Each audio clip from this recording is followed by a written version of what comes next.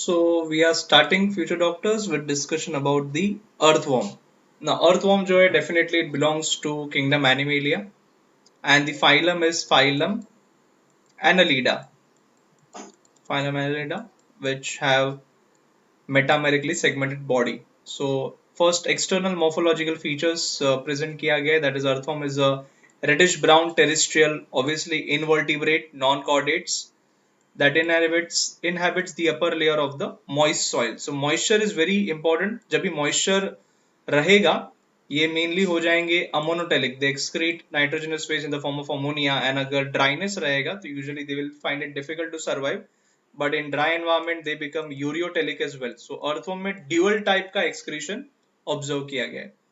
During daytime they live in burrows made by boring and swallowing of the soil, and in the gardens they can be traced by their fecal deposits known as worm castings. तो ये एक important की point हो जाएगा entrance के लिए कि worm castings जो है they are used for their location, उनका लोकेशन डिटेक्ट किया जा सकता है.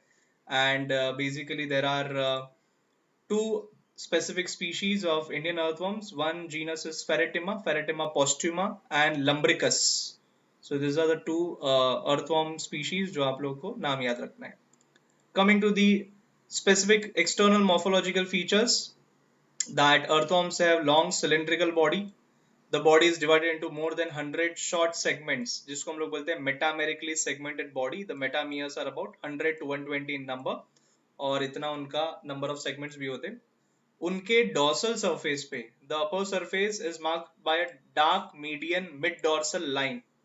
So when we observe the structure of a earthworm, तो ये earthworm के surface पे उनके ये अगर ये upper surface दिखा रहे, this is the metamerically segmented body. तो अगर ये ऊपर का surface है, this is the dorsal surface और ventral surface नीचे की तरफ face कर रहा है, तो इस dorsal surface पे there is presence of a median, median मतलब center में, and dorsally median mid dorsal line is present. So ये एक तरह से उनके dorsal and ventral surface को identification के लिए help करेगा, and that is representing the dorsal blood vessel, मतलब it is coinciding with the dorsal blood vessel, the mid dorsal line along the longitudinal axis of the body.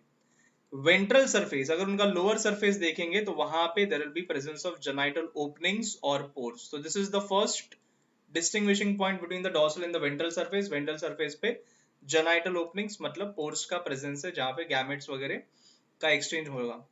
Anterior end, this is the anterior end that will contain the mouth, and there is presence of a prostomium, that is a lobe. So यहाँ पे there is a lobe like structure which is known as the prostomium, so that is on the anterior surface and it is serving as a covering for the mouth. और annelids के बारे में आपको पता ही रहेगा, they have tube within tube body plan, मतलब digestive system is complete having two separate openings. There will be presence of mouth, there will be presence of anus. So mouth region में there is presence of prostomium. In fact mouth को बोला जाता है as the first body segment. The mouth का जो first body segment जो होगा, that first body segment is known as peristomium. So you have to remember peristomium is the segment, prostomium is the lobe. And ये जो prostomium lobe है, this is acting as a wedge. Wedge मतलब एक ऐसा angle create करेगा जिसके वजह से soil में ये open up कर देगा, and that is why it is burrowing animal in which the earthworm may crawl. Then the prostomium is sensory in function. So apart from cracking the soil, it is also sensory in function, and uska first buccal segment is known as peristomium, which contains the mouth. Then in mature worm, जो segments रहेंगे वो segments का important correlation रहेगा. Now you can see over here diagrammatically, prostomium is the lobe, and the first segment that is present, that is the peristomium, जिसमें mouth का opening है.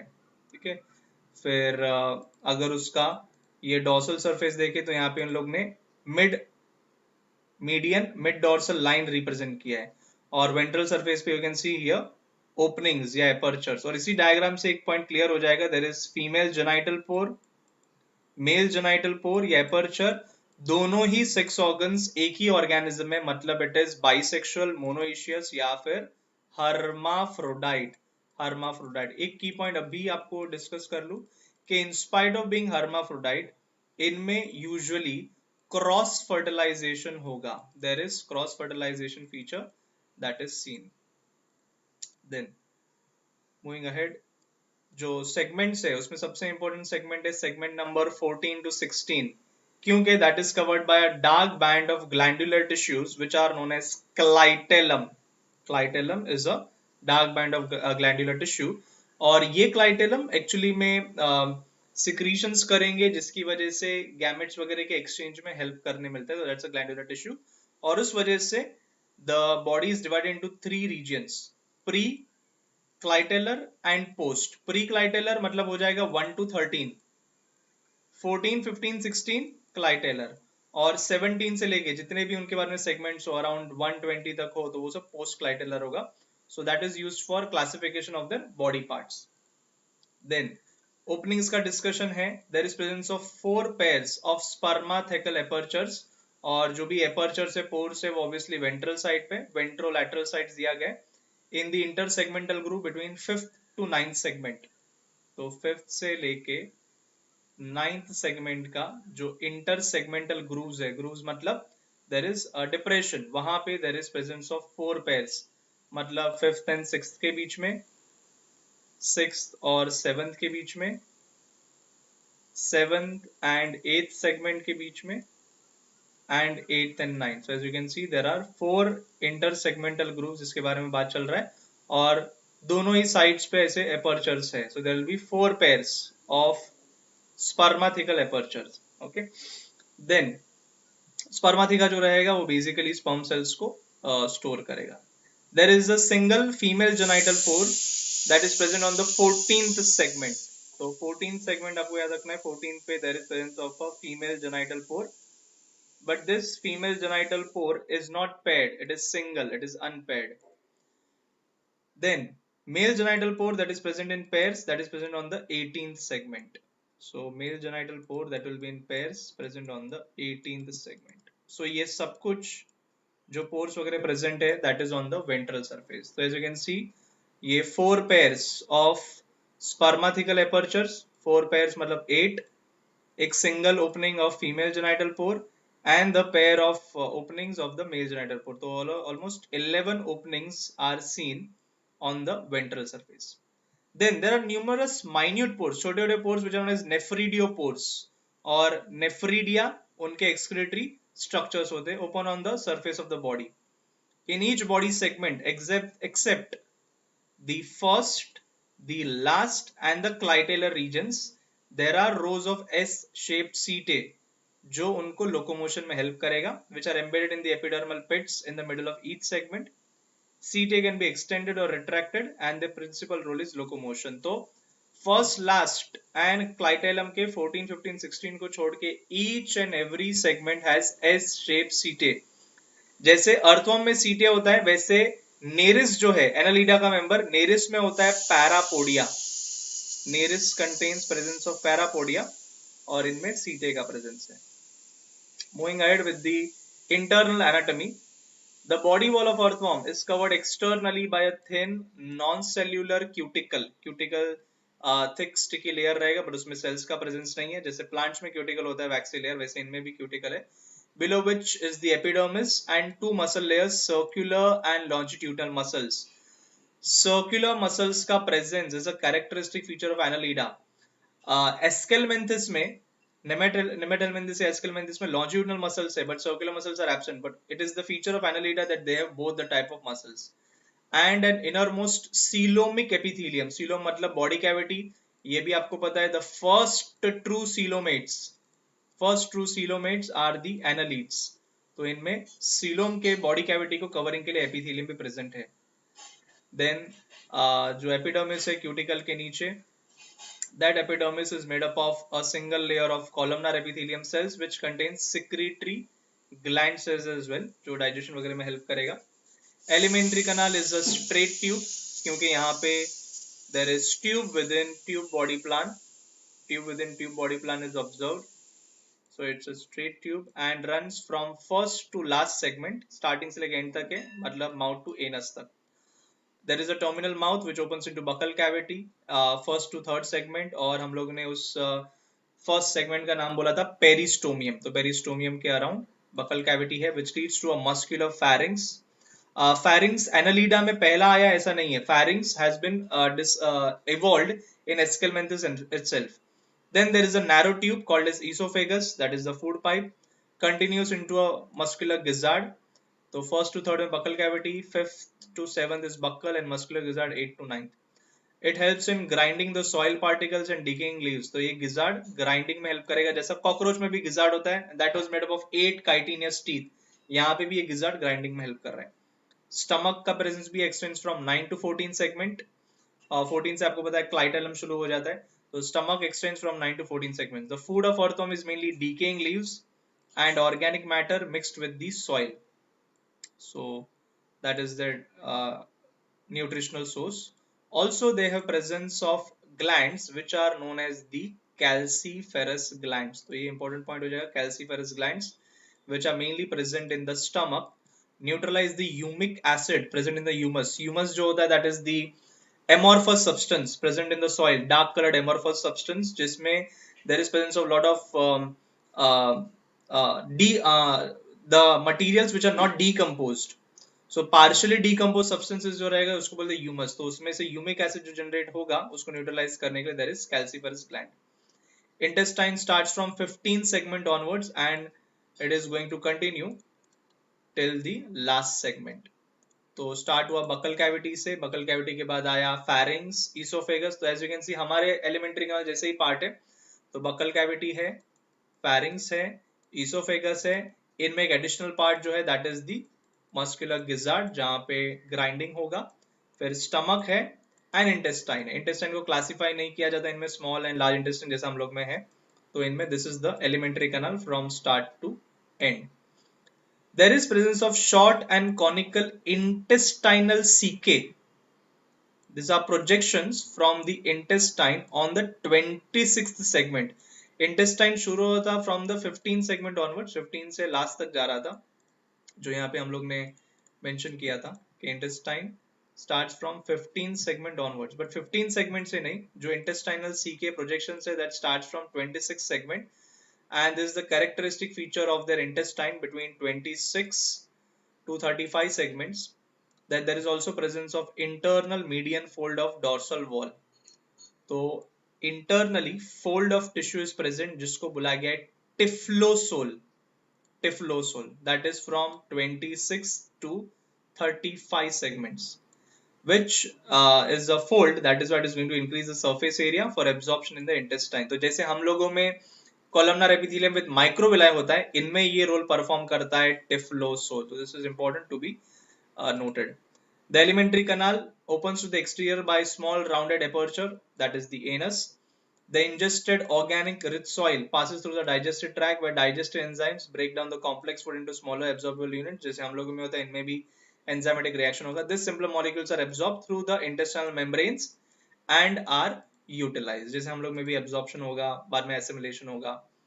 Pheretima exhibits a closed vascular system. Invertebrates में सिर्फ एनालीड्स हैं जो closed vascular system represent करते हैं, Mollusca में सिर्फ सेफेलोपोडा।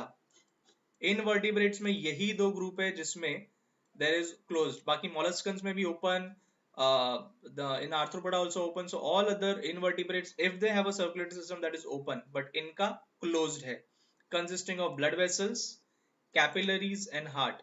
Due to closed circulatory system, blood is confined to the heart and blood vessels, and contractions will keep the blood circulating in one direction only. There is a single direction of blood flow. Smaller blood vessels supply the gut, nerve cord and the body wall. Blood glands are present, which is a unique feature of earthworm in 4th, 5th and 6th segment, and they produce the blood cells and hemoglobin which is dissolved in blood plasma. अभी दो important चीज note down करना है, हम लोगों में blood का formation जो होगा तो उसमें जो ब्लड के सेल्स है, in us it is produced in red bone marrow, red bone marrow, but इनमें क्या बोला है, there is presence of blood glands which is producing the blood cells. Also हम लोगों में रेड ब्लड सेल में हीमोग्लोबिन का प्रेजेंस होगा, इनमें हीमोग्लोबिन है but it is not present in the blood cell, it is in the blood plasma. Also इनमें differentiation नहीं है कि आरबीसी है, डब्ल्यूबीसी है, प्लेटलेट है, सिर्फ बोला जाता है ब्लड सेल्स, और उनका एक ही रोल बेसिकली बोला गया है, they are phagocytic in nature, मतलब डिफेंस में उनको हेल्प करेगा। Earthworm lacks the specialised breathing devices, जैसे हम लोगों में प्रॉपर रेस्पिरेटरी सिस्टम है, इनमें नहीं है। Respiratory exchange occurs through moist body surface, तो मॉइस्चर इसीलिए इनमें जरूरी है, so that exchange of gases हो सके इनटू देयर ब्लड स्ट्रीम। जबकि आपको कॉकरोच वगैरह इंसेक्ट्स में आप लोगों ने पढ़ा है, there is presence of a tracheal system, वो ट्रकियल सिस्टम है इनमें, moist surface helps in exchange. और डायग्रामेटिकली फिर ये एक्सप्लेन किया है कि यहाँ पे there is presence of the blood supply, but ऊपर वाले सरफेस में, मतलब यहाँ पे जो भी ये स्ट्रक्चर्स है, हार्ट लाइक स्ट्रक्चर्स जो रिप्रेजेंट किए, they are present on the dorsal surface. तो इनवर्टिब्रेट्स, नॉन कॉर्डेट्स का ये फीचर है कि उनमें हार्ट डॉर्सली होता है। हम लोगों में अगर हार्ट हुआ तो हम लोगों में वेंट्रली होता है, इनमें हार्ट डॉर्सली प्रेजेंट है। इनमें वेंट्रली प्रेजेंट क्या होता है, तो नर्व कॉर्ड, इनमें जो नर्व कॉर्ड रहेगा नीचे की तरफ, ये तो इन्होंने ब्लड वेसल्स ही दिखा है, but nerve cord is present on the ventral. हम लोग में nerve cord, that is the spinal cord, that is present dorsally, so that is the difference. Then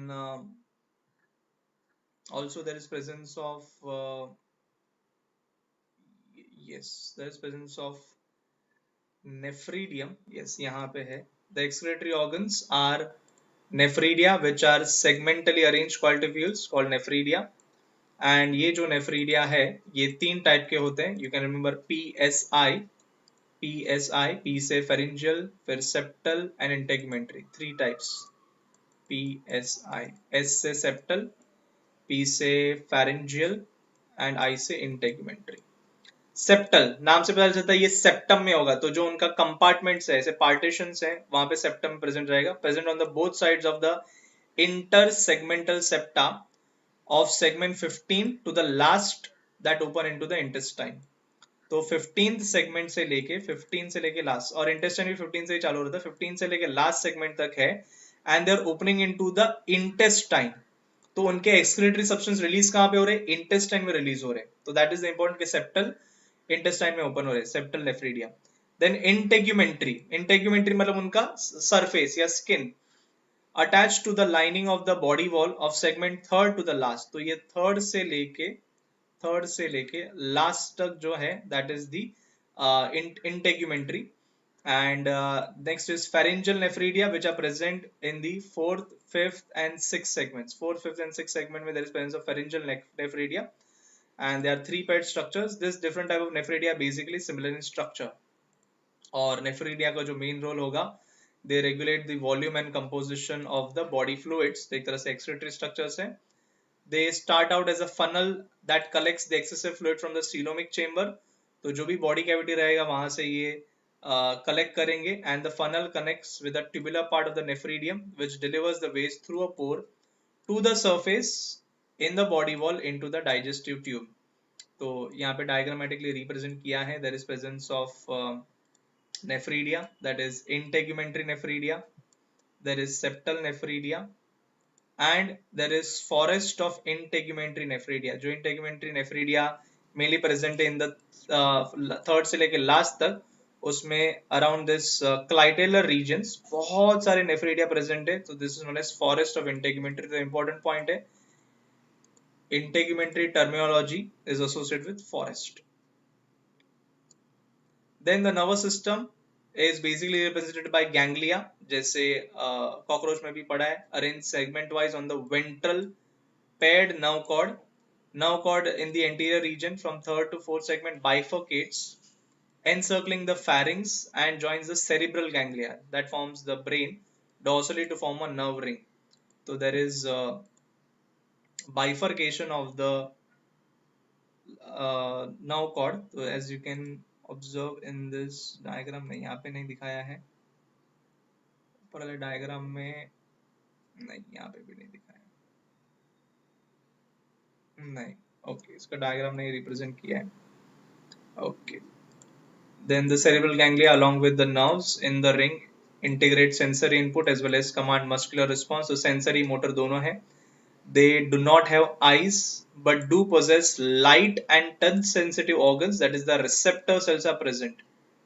Okay, that distinguish light intensities and feel the vibrations in the ground. Worms have specialized chemoreceptors for chemical detection, that is taste receptors which react to chemical stimuli. तो light, touch, chemical सबके लिए इनके पास receptors है. These sense organs are located mainly in the anterior part of the worm, anterior part. Then reproduction, earthworm is mainly hermaphrodite. पहले हमने discuss किया bisexual, testes and ovaries are present in the same individual. There are two pairs of testes in the 10th and 11th segments. And testis से वेजा differentia आता है, जैसे human mails में भी आता है. टेस्टिस से एपिडिडाइमिस होता है, फिर वेजा डिफरेंशिया, इनमें directly vasa deferentia that runs up to the 18th segment where they join the prostatic duct. There is two pairs of accessory glands present on one each pair in the 17th and the 19th segment. और ऐसे glands definitely fluid release करेंगे जो sperm वगैरह के discharge में help करेगा. The common prostate and spermatic duct vary differentially, opens to the exterior by a pair of male genital pores on the ventrolateral side of the 18th segment. तो हमने पढ़ा था one pair of male genital pore on the 18th segment होगा और female genital pore was on the 14th segment. There are four pairs of spermatheca. जो inter segmental हम लोगों ने बोला था 5th to 9th. अभी यहाँ पे हम लोग ने डायरेक्टली सेगमेंट का नाम बोला है तो 6th to 9th लिया है, बट इंटर सेगमेंटल ले तो 5th से लेके 9th तक, तो 6th 7th 8th 9th ऐसा हम लोग कंसिडर कर रहे हैं. तो one pair in each in segment, four pairs of spermatheca, and they are the ones which are receiving and storing the spermatozoa during copulation. But वो दूसरे earthworm से आएगा. So there is another earthworm which is releasing, discharging the sperms जो ये spermatheca में store होगा. One pair of ovaries is attached at the intersegmental septum of the 12th and 13th segment. Ovarian funnels are present beneath the ovaries which constitute their oviduct, which join together and open on the ventral side of a single median female genital pore, that is the 14th segment. तो ovaries से बाद में ovum release होगा, तो ऐसा representation होगा. तो यहाँ पे ये ovaries का bunch represent किया है, that is present on the 12th and 13th segment. और उस ovaries से there is ovarian funnel that is generated, ovarian funnel, और जो female genital pore है that is on the 14th segment. यहाँ पे represent नहीं किया है the female genital pore. और spermatheca जहाँ पे storage of sperms होगा present from 6th to the 9th segment, spermatheca. So diagrammatically you can memorize. Testes are present in 10th and 11th segment, two pairs of testes. So this is the one pair, this is the second pair, 10th and 11th. और वहां से फिर vasa differentia arise हो रहा है और वो release कर देगा स्पर्म्स को थ्रू द स्पर्मेटिक ओपनिंग्स, और एसेसरी ग्लैंड्स के बारे में हमें मेंशन किया है. फिर mutual exchange of sperm occurs between two worms. देखो यहाँ पे स्पेसिफिक मेंशन किया है कि क्रॉस फर्टिलाइजेशन हो रहा है. They have not used the term but two worms during mating. Worm has to find another worm and they mate juxtaposing opposite gonadal openings, exchanging the packets of sperms called spermatophores. तो एक sperm release करेगा तो दूसरा भी sperm अगर release करेगा तो उनका जो openings है that has to juxtapose, they has to come opposite to one another. Mature sperm and egg cells and nutritive fluid are deposited in the cocoons produced by the gland cells of the clitellum. तो clitellum जो fluid release करता है वो secretions, nutritive secretions, cocoon का formation करेगा जिसमें gametes are deposited. Fertilization occurs within the cocoons which are deposited in the soil. Fertilization outside their body हो रहा है एक तरह से, external होगा. The ova are fertilized by the sperm cells within the cocoon which then slips off the worm and is deposited in or onto the soil. The cocoons held the worm embryos and about after 3 weeks, each cocoon produces 2 to 20 baby worms with an average of 4. So almost 3 weeks का time duration, 21 days will be taken. Earthworm development is direct, मतलब larval stage is not seen. जैसे बाकी सब worms के group में larva वगैरह का presentation था, तो यहाँ पे there is no larva. Earthworms are known as the friend of the farmers because they make burrows in the soil and make it porous, which helps in respiration and penetration of the developing plant roots. Increases fertility, that is even vermicomposting, waste को recycle करने के लिए, and they are also used as a bait to catch fishes, तो game fishing के लिए. तो earthworm का detail में हम लोगों ने डिस्कशन किया है कुछ ऑर्गन सिस्टम्स. एक तो हम लोगों ने एक्सटर्नल मॉर्फोलॉजी डिस्कस किया जहाँ पे मेटामेरिज्म, सीटे, Then we discuss about the pores. Then we discuss about digestive system from buccal cavity to anus, that is tube within tube body plan. Then we discuss about circulatory system, which is closed circulatory system. Most important point था उसमें blood glands. Then we discuss about excretory system, जिसमें था nephridia. Nephridia में main आपको याद रखना था integumentary nephridia was forming the forest of nephridia. Then we discuss about the nervous system जो काफी simple था. There was presence of double nerve cord, ventral and ganglionated था. And finally we discussed about the reproductive system जहाँ पे we discussed about the fertilization mechanism and all this. So that's all that we needed to discuss about the earthworm. See you next time. Thank you.